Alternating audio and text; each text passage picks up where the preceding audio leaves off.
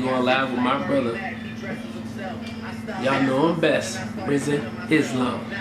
So we got a lot of hot topics we're going to be discussing, and we're going to be going right in. So just kind of wait for everybody to jump in and wait for my brother to come on in here, and then we're going to go ahead and get it popping.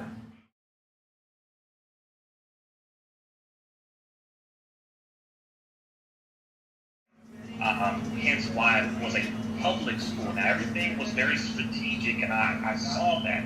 But the main thing I looked at is, okay, it's not a public school, which more than likely the curriculum will not be African-centered, it will not be revolutionary-centered, a militant-centered type of curriculum. It's going to go somewhere along the lines of the traditional Americanized, watered-down type of curriculum. That's right. Right. That's right. So I'm not criticizing. I'm looking at what he was allowed to do, and therefore what he was prevented from doing. That's right. All right.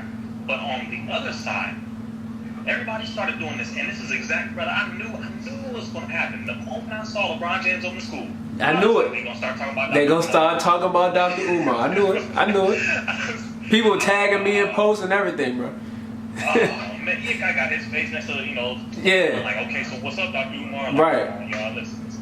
See, here's a difference, brother. When the most honorable Elijah Muhammad started opening schools, when Sister Clara Muhammad with him was helping him to manage and open the schools in his absence, he went to jail. Some of the teachers went to jail. They were being locked up because what he was teaching was going against the dominant society. He was teaching true knowledge of self, true knowledge of God, who the devil is, what time, and what must be done. Yes, sir. He was teaching all of the actual facts of what is really going on with the original people, and that was revolutionary. Yes, sir. You see, he wasn't indoctrinating, he was freeing and truly educating, and the word educate means to extract from within. That's right. It doesn't mean to put inside of, it means to pull out from what is already inside. So he was pulling out of them and resurrecting us as a people from childhood. That's right. About what the true knowledge of self is and who God is and whatever. He was doing that. So the government said, we can't have this. You can't teach them these things. No, you need to teach them about Christopher Columbus, damn it. Teach them about Abraham Lincoln. Teach them that George Washington was an honest man and he was the first president. Yeah, that's absolutely. What they wanted. Yes, sir. Yes, sir. And same thing with Dr. Umar Johnson. He is not trying to make a public school under this government. He is trying to create what the most honorable Elijah Muhammad, in so many words, that's right, which is a independent academy, a military academy, which is going to train in virtually everything that goes against what this society is built on. That's right. That's not easy. That's right. That's a whole nother ball. That's a whole nother ball game. That's a whole nother ball game. And I was pointing that out to different people. That what Dr. Oumas' vision for his school is totally different from what Lebron has for his school. LeBron's school specifically is only for 3rd graders, 4th graders, and 5th graders, I believe, and it's only for at-risk youth. So if these children are in school and then deemed at risk, then you have the opportunity to go to LeBron James school, which is different from what Dr. Oumas was trying to set up, to your point, which is an independent, free-thinking, black nationalistic approach to school. It's a new education that he's trying to put out there for us, so he can extract out of us, again, what the most honorable Elijah Muhammad was doing when he was on the path to building Muhammad University. So, of course, what the opposition that he's facing and the hurdles that he's facing is totally different. Like you said, what LeBron is doing is within the jurisdiction of the Jews. What Dr. Oumas doing is totally opposed to what the Jews stand for, and they're not going to allow you to get a building, let alone raise enough money to get it done. See, and let me validate everything you just said. What the Jews do, they allow Jewish children to go to their school. That's right. So they don't allow everybody to go to their school. You're not going to catch black children all up in the Jewish schools. You ain't going to find it. That's right. It's just not publicized over media. They won't allow Jewish children in their schools because it is a Jewish academy. Catholic schools allow Catholic children. Buddhist schools allow Buddhist children. See, all of these things from a religious side. Yes, sir. When it comes to what Dr. Umar wants, what Most Honorable Elijah Muhammad had, and what some of the other leaders had in the past and in the present, this school that Dr. Umar is trying to open deals with black children only. Yes, sir. Only. Huge point. Teachers, that's a major, like, okay, so that disqualifies probably like 75 to 80% of the people. That's right. That's right. Then teachers who want to work there cannot be married to someone who is Caucasian. That's right. That's another one. Boom. That's kind of like 60% of y'all gone. That's right. So he is doing what he believes, and what I agree. I can't say I disagree with it. That's right. It's like, brother, this mind that we have, that your and myself have, did not come from this schooling system entirely. It did not. That's right. It damn sure didn't come from the public one entirely. I can say that. You know that's, yeah, I'm about to say, you know that's a fact. Right, come on. So it's like, I can't disagree with what the brother is doing, but what he's doing is exactly what the Jewish people are doing. It's what the Indian people are doing. It's what the Chinese are doing. They all get to do it, but when it comes to black people, we're not allowed to do these things. That's we right. must allow everybody to be a part of ours. We must include everybody.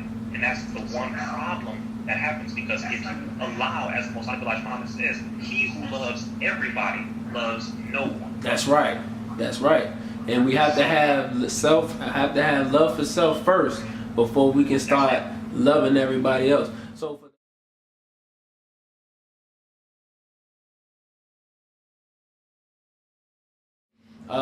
speak negatively about Dr. Umar and him not having the school ready, what would you say to those individuals? I know I said, well, if you don't have a school and you don't have a program, you haven't reached out to Dr. Umar, showed up at these sites with Dr. Umar, ready to take on whatever opposition that he have, and get in these schools.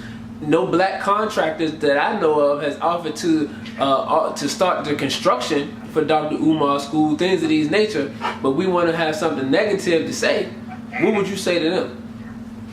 First thing I'm going to say is not one damn black person knows what Dr. Umar is doing outside of who he allows to know what he's doing. Number one. That's right. Number two, as you said, if you don't have a school, why are you talking? You don't have nowhere where you're trying to bring us. No solution. Example that you're trying to push on everybody else. See, I don't disagree with what Dr. Umar is doing.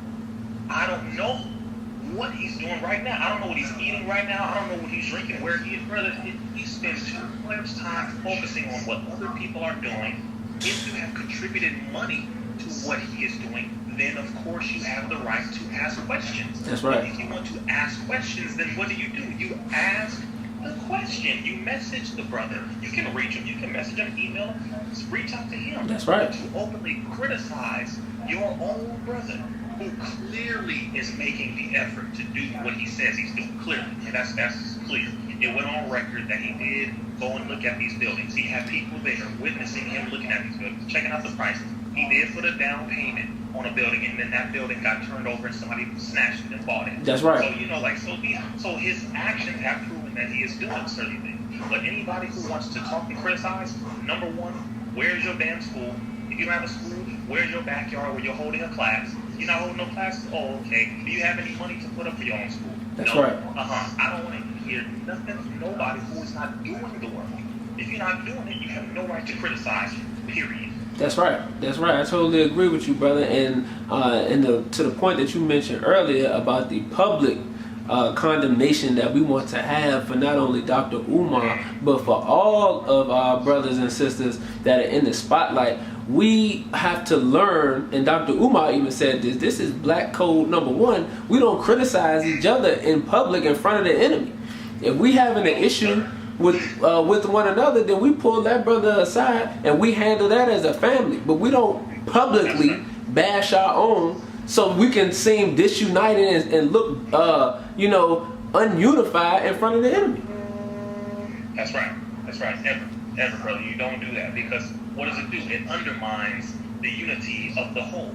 That's it right. demonstrates that you are not on the same page. And if I am your enemy, I have now found an openings of which I can enter into to destroy you from within. That's right. Military scientific wise, brother, you never condemn your brother or sister in public. I don't give a damn what they did. Exactly.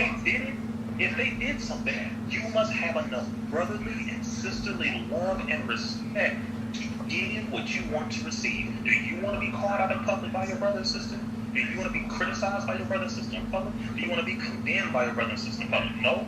Then reach out to them personally and check them personally so that they can correct themselves in public after having made a mistake in public. However, the Most Honorable Elijah Muhammad did say that if you make a mistake in public, you must be corrected in public. But that, he wasn't saying that generally just whenever, wherever. When it comes to the enemy, that's right. And what the enemy's doing, when it comes to the enemy's network, that don't apply there. That's right. Because you are benefiting the enemy's argument. So it's like, wait a minute, oh, no. Go and talk to your brother. Get at him. If you love him, if you love your brother, then talk to him. If you love your sister, like we say we do, like we say, talk to her. That's See, right. brother, it's that Willie Lynch syndrome is still alive and well, brother. Yes, sir. We are stuck. Some of us are really stuck in it. I don't care. I get bashed by a lot of people. The minister, of course, brother. You be talking about the minister. Yes, sir. And, you know it. Okay, now when it comes to the minister, I clap back. Yes, sir. We have to. As we should. Yeah. See, that's different. That's because I'm not the minister. That's the minister, brother. He represents the Messiah, period. That's right. You gotta clap back when it comes to him. But for us, brother, I'm not about to sit here and argue with my brother in public over something I did or he did. I'm gonna get at him in private because that's what someone who loves someone else would do. You see, so yeah, brother, that's to your point. Yes, sir. We should definitely get at each other privately if we truly say we love and appreciate each other. Yes, sir, absolutely. And the Most Honorable Elijah Muhammad said in Message to the Black Man that jealousy destroys from within. So we have to keep that in mind. And that's exactly why that book is so important, and everybody should get that book and making sure that you read it, because it's not just a message to the black man, but it's a message to black people everywhere in the world.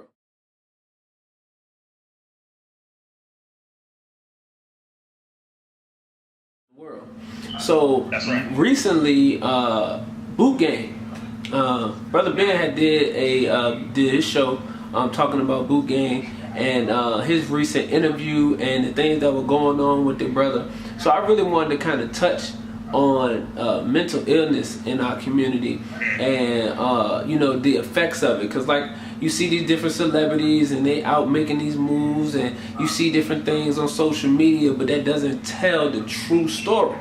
It doesn't give you an insight on what they really feel. Because based on the Boot Gang interview, you would think from his social media that he was living, everything was all good.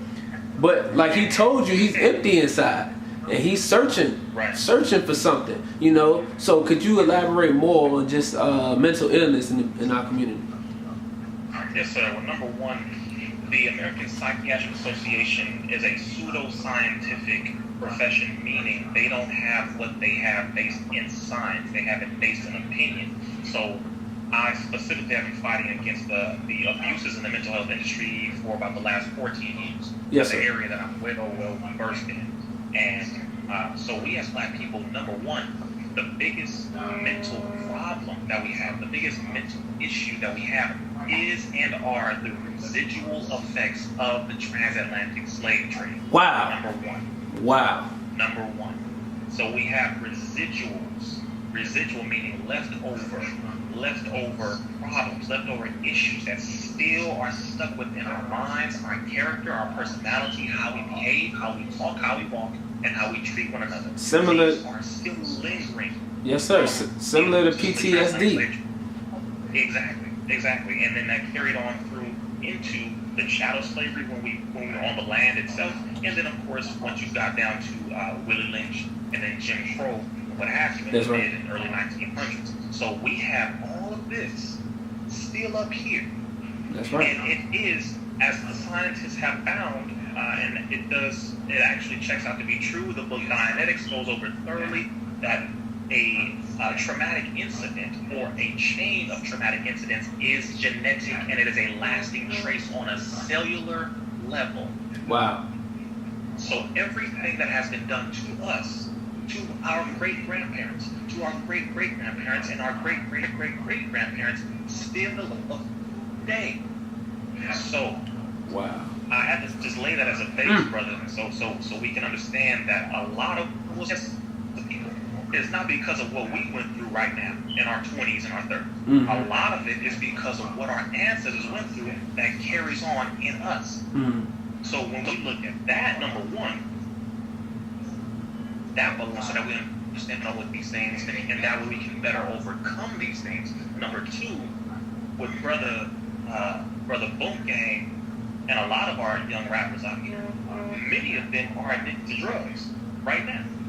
That's right. Many of them are on drugs, on alcohol, on lean, codeine, promethazine. They're on all these things, brother. And so, like brother X-Temptation, the brother who just was murdered a couple months ago. Brother, he was on drugs too, and they Lil Pete who died too. I mean, just because they're dying at an early age. And Mozzie, if you know the rapper Mozzie, a couple months ago, he opened up a container of, I think it was codeine or lean, and he poured it out. Pouring it out, yeah. Like, I'm done. Then we done with it, yeah. So I'm done with this. Yeah, and then that's when I met with him about a month or two after that in LA. I met with him. Oh, praise be to Allah. And he was just like, yeah, man, I'm done with it. He said, I'm done with it. You know, he said, well, I was feeling terrible. He said, I couldn't go 2 days without it. Wow. So he was addicted. Yeah. And that is because of the pain that we experience, brother, as being black men in America. Can't get a job. You come out of prison. If you go into prison, you come out of prison, you can't get a job. They tell you you're underqualified if you don't have a degree. You get a degree, you're overqualified. Overqualified. You know, you can't walk down the street. You can't just go to the store. You can't just live a regular, everyday, average life. You can't sell CDs. You can't sit down and eat. You can't sell no goddamn lemonade. You can't go to Starbucks and pay for a coffee and sit down. That's you right. Can't use the restroom. It's like, brother. That's right. So we deal with this. We deal with it, and that has to be handled. So we have to, number one, communicate it. You can't have to communicate. We can't have it pent up. If you know that the number one group of people who commit suicide in America, the United States, are black males. Wow. Wow. We are the number one group of people who commit suicide as of now in the United States. And most of it is because of what we go through on a daily, and also what we have gone through in the past, also what we have watched our people go through and our parents go through. And all of this is compounded on the fact that we do not communicate. We hold our pride up, like everything is cool, so nobody thinks if I talk, I'm weak. You know what I'm saying? I can't be seen as no weak, I ain't no punk. It's like, brother, wait. It takes a lot of strength to communicate something. That's right. It takes a lot of strength, brother, to open your mouth and say, I'm dealing with something, and it's messing me up right now. As a black man, it takes a lot of strength. As a woman or a man. That's right. Specifically with us, it takes a lot of strength, brother. So we need to communicate it, and then we definitely need to go to counseling that does not involve drugs.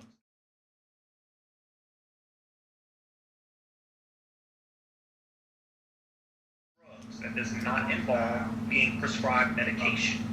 I have to harp on this point heavily, brother, because there is no such thing. I'm sorry. I see your screen is paused here. Can you still hear me? Yeah, I'm still here. You good? Okay, yes, sir. Yeah. I can see myself moving, but your screen is paused a little bit. But if you can hear me, that's fine. Yeah, I can hear you. I can hear you. Oh, okay, sir.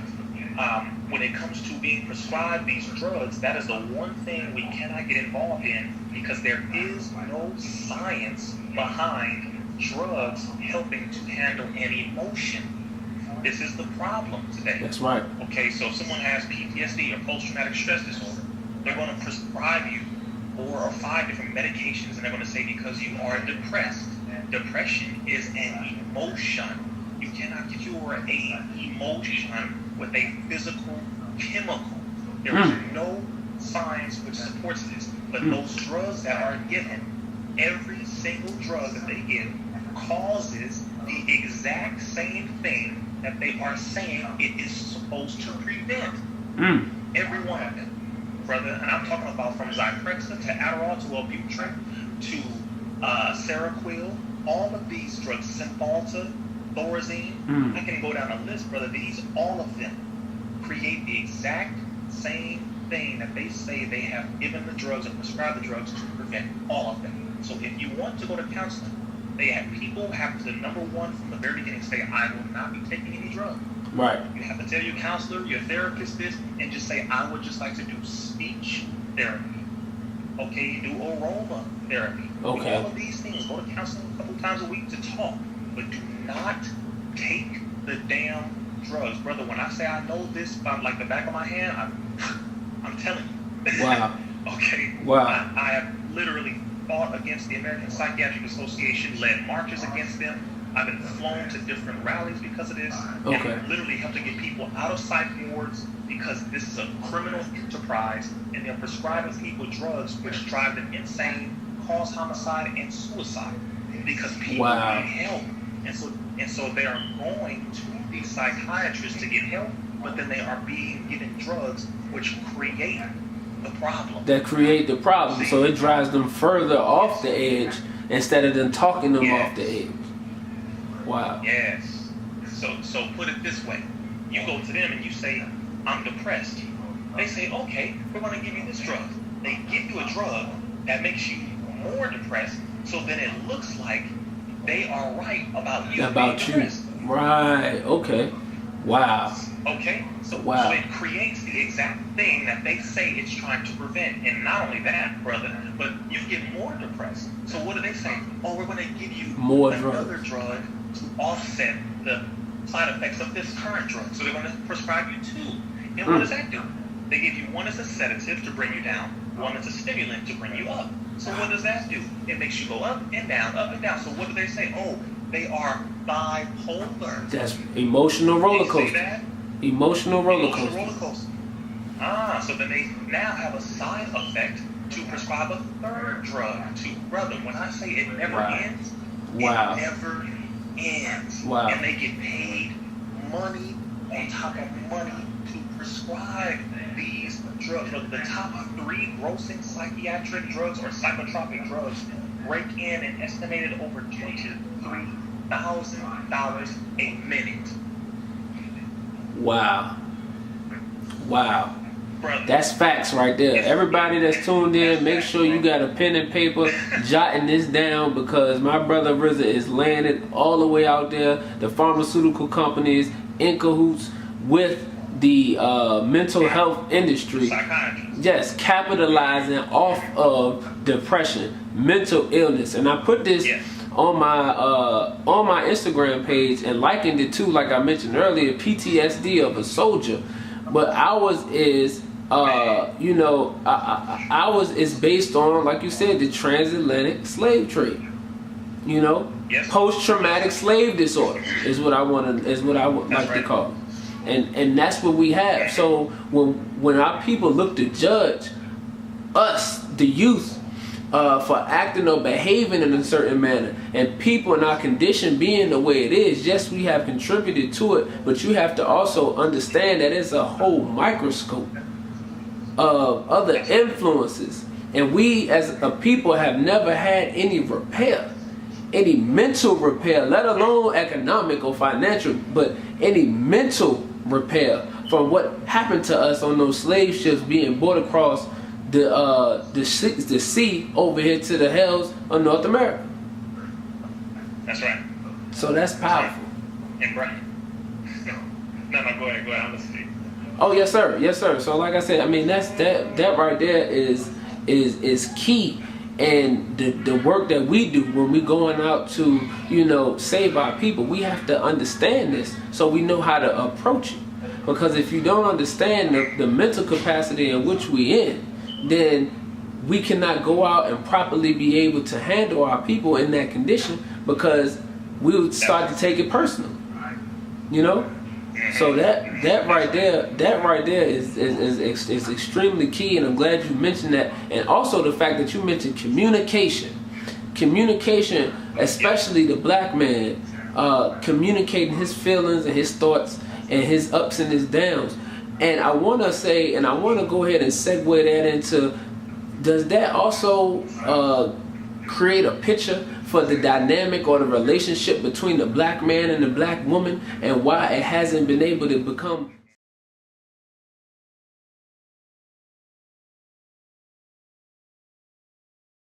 Prior to the 1960s, brother, we were together.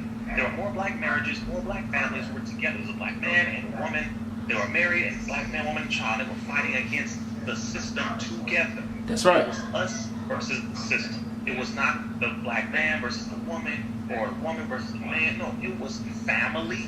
It was us as a people fighting for civil rights, human rights, fighting for black rights. It was that. It wasn't the gender role. It wasn't nothing like that. That doesn't even make sense to civilized society. Why would the man be fighting a woman when both of you are coming together to fight against a system of oppression, which wants to see both of you failing? That's right. It doesn't make any sense.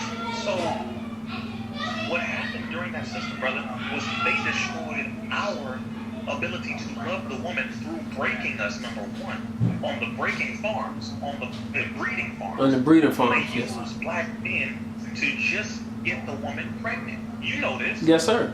Yes, sir. You know this. They used us to just have sex with her. They would have us in actual stalls, like horse stables. Yes, sir. Stalls with straw and everything. And they would bring the woman into the stall with us, and they would threaten to kill us if we didn't get her pregnant. That's right. Imagine that going on for 10 years, 20 years, 30, 40, 50, 60, 70, 100, 120, 130, 140. See, just hearing that, it's like, hold on, whoa, hold on. What you mean it went on for that long? No, you goddamn right it went on for that long. That's right. Longer than that. So psychologically, we became used to only being a stud, a horse-like tool used to impregnate the woman without having love, without giving affection, without being attached emotionally. We were completely destroyed and made into the white man's Frankenstein, his monster, that's right, his creation. We were removed from the knowledge of self. We were removed from the knowledge of who we are in relation to God, in relationship to the universe, in relationship to creation and the woman and the child. We were removed from our nature. So we didn't realize, brother, by this time, we are now dealing with, do I love this woman, or should I just have sex with this woman? This is not how all of us think, but this is what we battle, because this is what we were forced into. That's right. We were forced into this, but most of us don't realize that we're still operating out of that pattern of being forced to only have sex and not have any attachment. Sometimes it'll happen. A brother will have sex with a woman who he feels that he loves, but this after they have sex, his affection kind of goes down. His attention for her, his wanting for her kind of goes down, and he doesn't realize why. I'm not as attracted to her as I once was before I became intimate with her. Why is that? What was it? So that's the psychological effect that we're dealing with. The moment we face that, brothers, the moment we look at the cause, then the effect will no longer exist, because we will stop it from where it originated from. So you are absolutely correct. It did originate somewhere, and it is being perpetuated today because people don't want to look at it. That's right. They don't want to look at that. You know, most of our brothers and sisters, brothers, they don't know about breaking farms, breeding farms, and bug breaking, and they don't know about that. That's true. That's true. That's true. So they're just walking around, operating out of this command, out of this mindset, this trigger that was set in their mind and their ancestors' heads, and they don't realize they're carrying it out. It's just pattern after pattern. It's like the Manchurian candidate. I see a black woman, and I see her, she's pretty. I should have sex with her. After it's done, okay, let me go to another one. Right. It's like mind control. It's a trick. It's mind control. It literally is mind control, brother. It's literally mind control. It is what, as Willie Lynch said, it's what it is, self-perpetuating. Self-perpetuating, bro. Meaning, like you said, it's mind control, and you don't even realize it in your conscious mind, but it has been embedded in you so deeply that it works in the subconscious. So you act it out without you even realizing that you're doing so. And this is why the teachings is so important, because when we received the teachings, the most honorable Elijah Muhammad understood that the black man, he was taught that the black man had been completely destroyed. Black people had been utterly and completely obliterated on every level. And in order to get you back to where you needed to be, you had to reform the total human being. You had to bring a program to bring them back piece by piece, mentally, spiritually, and then physically.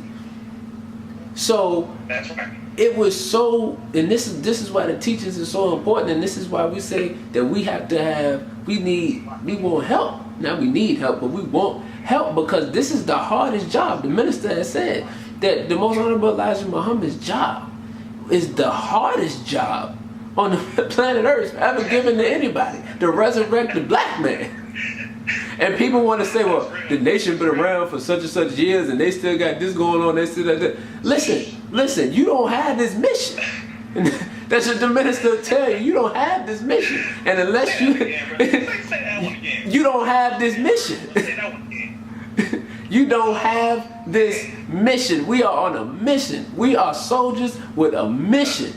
And the minister will tell you that this is hard work. And if you haven't entered yourself in the ranks, don't you dare set yourself up to sit up and act as if we're not moving fast enough or doing what you expect us to do, and you sitting on the sideline. That's not gonna happen. So we have to understand, man, this thing is so deep.